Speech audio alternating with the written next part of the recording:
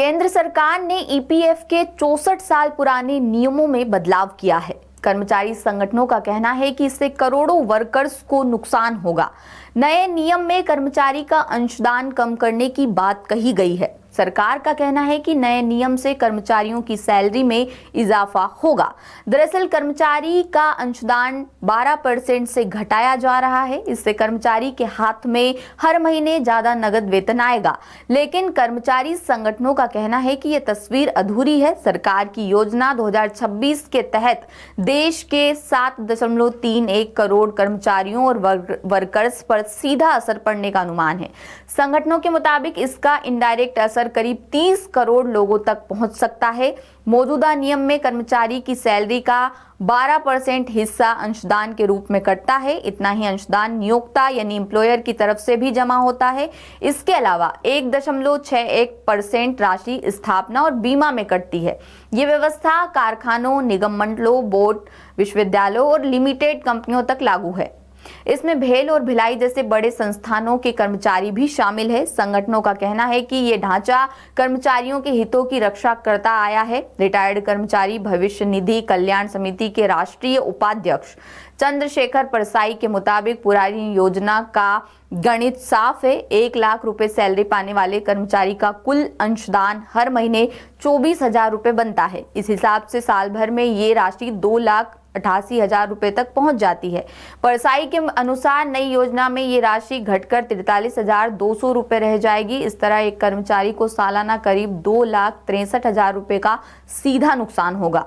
मध्य प्रदेश संविदा कर्मचारी अधिकारी महासंघ के प्रदेश अध्यक्ष रमेश राठौर के मुताबिक सबसे बड़ा फायदा नियोक्ताओं को होगा।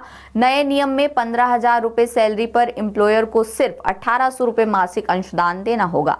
अभी ये राशि 12,000 रुपए पर मंथ है। राठौर के मुताबिक इससे नियोक्ता को हर महीने करीब 10,200 रुपए की सीधी बचत होगी। साथ ही कर्मचारी को मिलने वाला नियोक्ता अंशदान भी घट जाएगा। इसका असर सीधे रिटायरमेंट के समय पर मिलने वाले फंड पर पड़ेगा। राठौर ने यह भी कहा कि कर्मचारी संगठन सालों से 15,000 रुपए की वेतन सीमा हटाने की मांग करते आए हैं। उनका सजेशन है कि पुराने वेतन पर ही समान अंशदान तय होना चाहिए।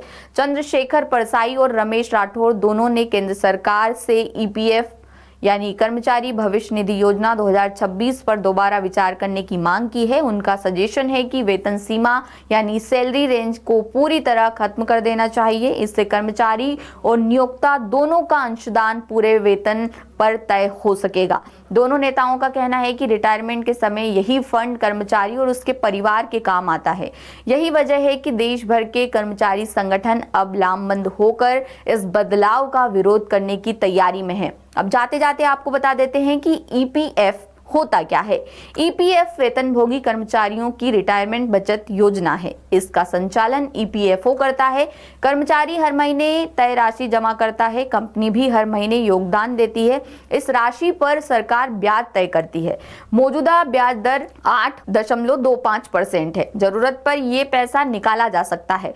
रिटायरमेंट के बाद भी राशि निकाली जा सकती है। नए नियमों में कर्मचारी का योगदान 12% रहेगा। कंपनी का न्यूनतम योगदान 1,800 रुपए होगा। ईपीएफ के साथ पेंशन लाभ भी मिलता है। कर्मचारियों को जीवन बीमा का फायदा भी मिलता है। फिलहाल आप इसे लेकर क्या सोचते हैं, कमेंट करके जरूर बताएं। लेटेस्ट, इन्वेस्टिगेटिव और इन डेप्थ खबरें देखने के लिए ज्वाइन कीजिए द सूत्र का व्हाट्सएप चैनल, सब्सक्राइब कीजिए यूट्यूब चैनल, लाइक कीजिए फेसबुक पेज और पढ़ते रहिए www.daसूत्र.com।